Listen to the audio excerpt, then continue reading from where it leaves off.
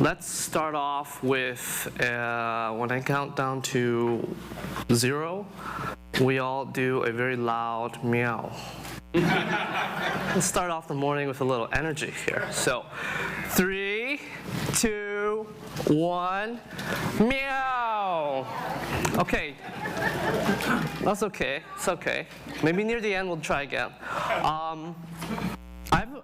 I don't have a lot of time to go through my full presentation, so later tonight I will be at Google on Spear Street to go deeper. There's a fireside chat with Randy from LucidSight.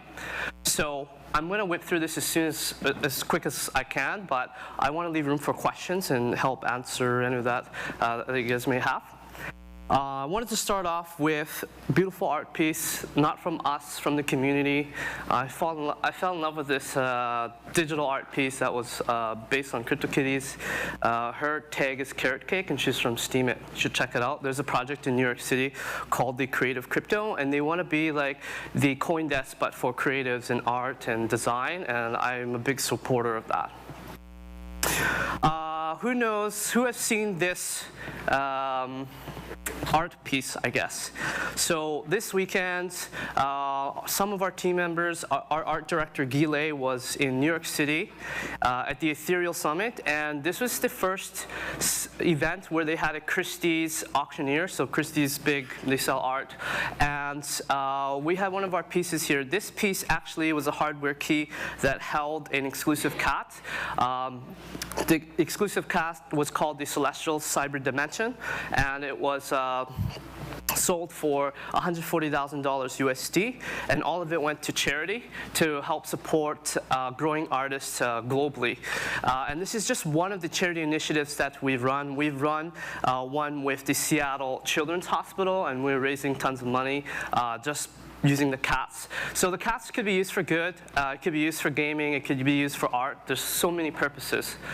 So today I kind of want to touch on the topic of Kittyverse.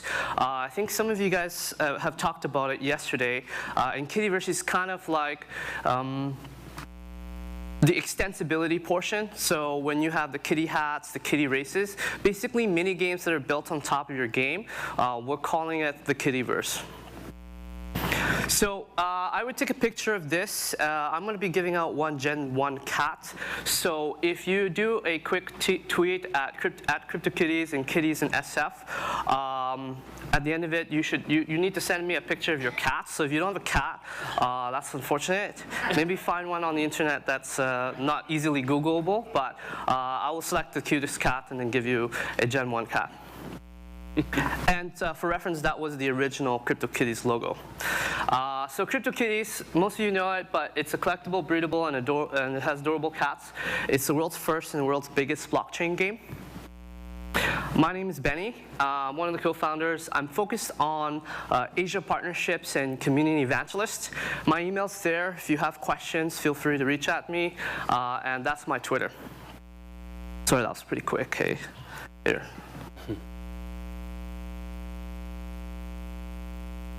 Okay, so I always like to start off with why. I go to a lot of blockchain conferences. I've spoken at Ethereum meetups in Taiwan. I've spoken at Ethereum meetups in Singapore. And I've spoken at gaming conferences. And I always kind of start off with, why is blockchain important? I'm sure a lot of people talked about the specifics of it, the smart contracts, etc. But I like to take a kind of step back of, if we see what the internet is, and the value that it has brought to everybody, it's the fact that it connected humans around the world and it allowed us to communicate easily, right? This weekend I was supposed to be in Ukraine, but I couldn't make it, so I just dialed in through Skype. And this is what the internet enables. And it also allowed to connect humans with services, so the Ubers, the Airbnbs. It allowed us to live a better life by having these services easily accessible. And now, what is the benefit of the blockchain? Now that humans are connected, we could collaborate more naturally, more easily. And we could kind of make decisions collectively more easily. So you could see this firsthand when, Bitcoin had a lot of discussions around block size and forking. And it's a global discussion all over the world, on Reddit, everywhere, and everybody's kind of trying to weigh in and give their thoughts. And it's really an interesting way for a mass amount of people that is not bound by countries or regions or race, etc., to collectively organize together and make decisions. If we combine the internet and the blockchain together, what you really get is human creativity that can exist digitally. So the things you create, the things you meld together, digital art, gaming, etc. I always try to think really, really far and bring it down to like the philosophical routes and why this is very, very important beyond gaming, beyond art. So I always do this breakdown where it's like the 6 disruptive technologies that we've seen in the last 10, 20 years. And it really starts with the invention of the silicon chips, the personal computers, the internet, the user-friendly interfaces, so like the Facebooks, the Amazons, deep learning or machine learning, and then blockchain. Now, if you look at this range, you see that it does not include AR, VR, or all these other new tech that is coming out. It's because I do believe that each 6 of these will entirely change how humans interact. It's a fundamental technology. But just keep in mind that the rest of the world is still at that point where we're dealing with user-friendly interfaces. There's still a lot of people building startups. We're in Silicon Valley. There are people still going to Y Combinator, people who want to do the Uber for XXX or whatever. There's a lot of people still building these types of services. If you look at gaming, it's pretty much kind of going through this flow as well, right? Like going through mobile, it's getting saturated. A lot of people are looking to the next platform or a new cutting edge tool that could really make their product, their games more unique. But I just want to reiterate that we are so early. I was watching this video on YouTube, it's like from 1996 or something, and this lady was like telling you how to send an email, and it's like a 30-minute video, and like you wouldn't believe how many steps it takes to send an email. Now I can send an email through a phone. And what I just want to say is the whole technology stack right now, if you look at it from that lens, we're super early, and it's super exciting because this room right now is very small. Guarantee you next year or in 2 years, GDC or even this event will be really, really big. It'll be explosive, and everybody will just be blockchain games everywhere. Chris McCann, he's a partner at Greylock. I encourage you to Google this. He wrote an article quite recently. It's the 12 graphs that show how early the cryptocurrency market is. It's just to reiterate that everyone's excited here, and you should feel excited because there are probably tens of 20, 40, 600 people who still are at the bottom part of the graph who don't know what cryptocurrencies are. Our team firmly believes that the blockchain of 2030 does not exist yet. And what do I mean by that? Well, there's Ethereum, there's Bitcoin, there's all these other blockchains that currently exist, or block DEGs, etc. But they're all not perfect yet, and it's just going to take some time. So we're really kind of at this AOL stage, and if we put our frame of reference, that means that there's a lot of opportunity and a lot of exploration that needs to be done. So take a chill pill, have a drink. These are pictures from when we launched CryptoKitties, and we only had like a few thousand players, and we opened a bottle of champagne. So what I say is relax, take a breather, and enjoy the ride. And there's this quote from Chris Dixon, who is an investor in CryptoKitties, and he wrote this post, I think, 10 years ago. And the crux of the post was, the next big thing always starts as a toy. And so a lot of people, when we launched, it's funny because I was pitching journalists when we were nothing. We had like 20 followers on Twitter, and I was like, hey, we're putting cats on the blockchain. And this is one of the original stickers. When we launched at ETH Waterloo, I printed a bunch of these stickers, and I slapped on a Pokemon card, and I gave it out to people at the hackathon. It was the most scrappiest thing we ever done. And people just thought we were just joking around, like, oh, we're going to be the new Dogecoin. And a lot of journalists didn't pay attention to us or cared about us. But things always start off as a toy. And as you guys know, Farmville blew up. This guy worked on Farmville, and one of the most interesting things that you should know is that in the early days, Farmville drove at least 50% of the traffic from international audiences and the moms. They brought them to Facebook beyond the college kids that were on Facebook. So this is the power of a game, bringing on new audiences to new platforms. And for us, that's always been our thesis, is that crypto is cool. There's a lot of crypto bros, there's a lot of Lambo people, and a lot of like shillers, but who we really care about is the moms and the dads. And our mission is to bring the first billion consumers to the blockchain through entertainment and art. We firmly believe that blockchain is super complicated, it's really technical, it's interesting, but if we want to bring our moms and dads to the blockchain, then it needs to be fun, it needs to be artistic, it needs to be entertaining. So you can't see the font above, but just focus on moms and dads. That's always our perspective. So there are 5 misconceptions that I wanted to kind of quickly answer here, and we could dive deeper into it in the question period. But the first one is building game with smart contracts are hard, or building games.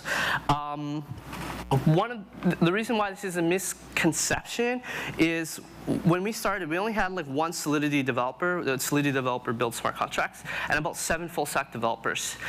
Now, in the CryptoKitties team, we actually don't even have a Solidity developer. We have mostly full-stack developers. So the misconception is building a smart contract is hard in the sense that if you fuck up, millions of dollars would be stolen, and you would be in the news, and your company will be in trouble. But the actual smart contracts, they have to be very light because the blockchain can't hold heavy amounts of data or lines of code.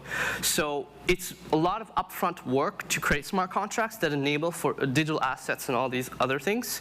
But you don't need a whole team of Solidity developers. I think building a good protocol is more challenging.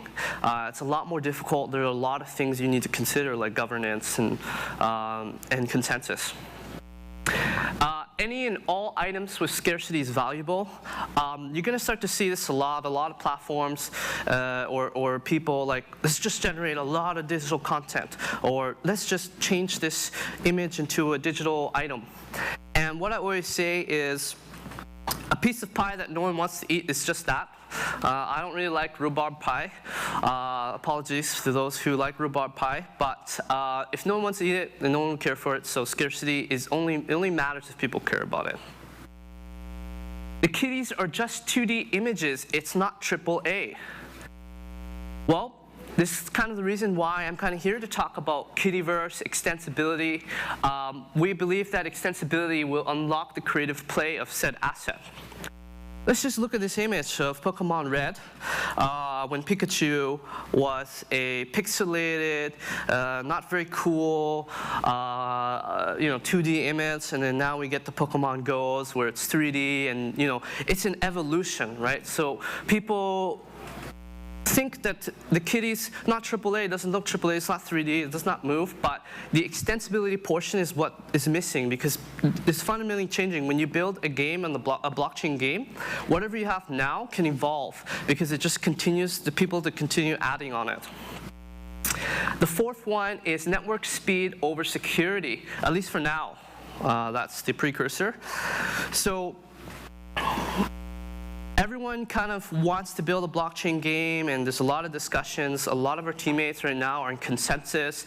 I was just listening to Dieter, who was on the live stream on CoinDesk. And again, always the same topics over and over again. Oh, what do you think about scalability? Oh, what do you think about EOS? What do you think about Cardano? What do you think of IOTA? And we have our opinions, but the main thing is that CryptoKitties will forever live on Ethereum. We're not going to port those assets to another blockchain. And looking at this, like how the graphs intersect and how dial-up internet's going down and broadband goes up, what this tells me is that Ethereum is working really, really, really hard to figure out scalability. It just takes time, especially with dial-up, right? Like, it's not instant that suddenly, like, broadband just kicks in, right? Or dial-up just dies. So it just takes time. Everybody just remember that we're super early and things are being built as we speak. Really smart people are working on it. The Ethereum Foundation is super solid. They have a lot of developers. So just trust in it. When you're picking other blockchains, what I mentioned there is like network speed and then security. At the time being, is if you pick something that's super fast, either that's a private blockchain, like what Tencent's doing, and basically it's wanting to just use a database at that point, or you have like 21 nodes. So, you know, something to think about. And when you're making these early choices now, what I always say is that in 1,000 years, these kitties will still exist, and they could very well be sought after as like the Mona Lisa, etc. So when you build your game, you have to pick a platform that will live that long, or people will you think that a platform will exist for that long period, right? What if you pick a platform with 5 nodes? It's super fast right now, and in 10 years, it shuts down or people just give up on it. Then all your digital assets worthless at that point. So it's very important that you pick something that is long-lasting.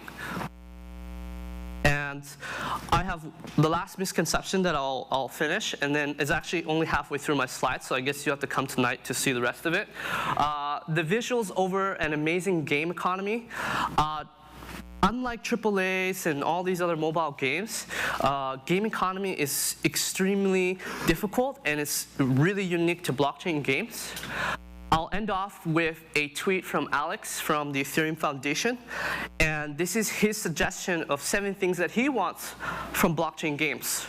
So take a picture, find this tweet. He also adds more context below this tweet. But the other half of my presentation is going to break down some of these things. So thank you very much for having me, and yeah, happy to answer any questions. Okay, before we go into questions, how can people find out where you're going to be tonight? It's on Spear Street, Google. Okay. Maybe I could give you the link or something. Yeah. Yeah. Can you tweet it out or something? I'll tweet out something from my Twitter. Yeah, good. Okay, so questions. I'm sure there's lots of questions. Got Bobby over here. If you can come with the microphone. You can say who you are and what company you're with. That would be great. Microphone's there. Hi there, Benny. My name is Bobby. I'm with earthzero.org, where we're making a blockchain-based virtual world like Pokemon Go. And one of the things I'm really curious about is that, what's your opinion on, say, other games and, using CryptoKitty images and incorporating that? Are you supportive of it or no opinion, endorse, and such? Thank you. The other half of the slides would be answering exactly his question. I think it's amazing. I think it adds to the Kittyverse. You just have to come tonight to see pictures of what these other games kind of look like, or what do these concepts look like. When you have an existing game and you plug in kitties, or you have a game that plugs in kitties that becomes like a kitty race game. Yep. Good. Yep. Excellent. Okay. Nico. Just wait for the microphone, sorry. There you go. Microphone. Hey, all right. Nicole Lazaro from Zeoplay and Follow the White Rabbit. Great presentation. As a 25-year veteran of the game industry, starting with something called CDI that became CD-ROM, and then of course we have the internet. Standards in interactive entertainment, change like all the time. What do you think is the best, if we want, but never before has a platform actually had, a value that could be, sustained, over time. We've got gold farming in WoW, for example. And that doesn't sustain. What advice do you have for people, designing Ethereum or working in blockchain so that you could have a standard that could last more than 5-10 years? Because we do tend to disrupt every 5 to 10 years. So is the question like how to pick one, or like? No, I think in terms of in terms of giving us a vision of what are the characteristics that we need to think about as a leader, both in terms of you're talking to designers of these platforms, as well as people that are writing on the blockchain. How can we make the chain time concepts persistent? So one big component, there's 3 components. One is community, one is branding, and one is the technical aspect. So technically, you could dive deep in there, look at all the different layers that it has, what makes it different from the other chains. The second one being community, like what is the community surrounded around this blockchain? Are they a building community? Are they a shilling community? Or they just don't know anything? And there are a mix of these people who are working on these other blockchains. And then the brand itself. So by associating your game with Apple and Google, it's pretty good, right? They're pretty good companies, although they take a ton of money from everybody here, 30%. But you want to just associate your brand with a community that, or like an existing brand that works really well. And one thing that we got inspired by is Vitalik always wears like cat T-shirts. I actually made him a T-shirt, but he never wore it. But for us, we're all like that too. We kind of adopted that weird kind of building community, and we work really good together with Ethereum. Okay. Let's go, Julian. Oh, Martin, give it back. No, you can't ask a question. Staff cannot ask questions. Come on. You can talk to Benny afterwards. I have a question about Curry Kitties. Come on then, go on. Can you catch us up on what's going on with the Curry Kitty auction? And, dubs are winning, so yay. Yeah, the Curry Kitties, we work with Steph Curry to put the first athlete on the blockchain in the form of a kitty. Things are going well. There's a lot of marketing campaigns that we're working on, and yeah, I'll keep you posted on there's three exclusive cats that we're auctioning, and the first one right now is listed, so you can check it out. Good. Okay, so Julian. Ben, this was great. Thanks so much. Can you say who you are? So Julian Ferrier. I founded Backflip Studios. We made a collecting game called Dragon Veil. So I love how you talk about kind of the long-term vision of these assets. Why do you say that you are forever married to Ethereum? Well, I mean, we're so early days. Yeah. How can you make that commitment? I just want to hear your perspective around that. Correction, CryptoKitties is forever married to Ethereum. Any new games, new ideas can be explored with different options. Yeah. For CryptoKitties, the assets, the market has over $40 million USD in the gross market volume, so that we cannot just port over. There'd be a lot of issues, right? So CryptoKitties will stay in Ethereum. Yeah. Okay. Okay. One last question, this gentleman down here. You can get the mic to. Hi. Yep, it's on. Speak loudly. Hi, I'm Ricky from Vurex Lab, a Korean blockchain company. I was wondering if you could go back in time and could change one thing in your core contracts, what would be one thing you would change?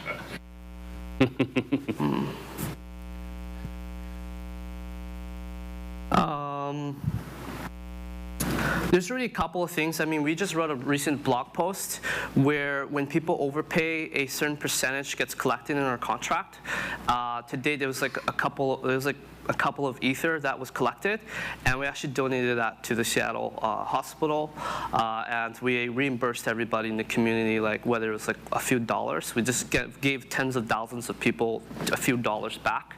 So in the smart contract, there is a very, very small bug, but it's been addressed in the Medium post. You'll see it all. We're very transparent in how we solve these problems, and we usually address it, and we have a solution.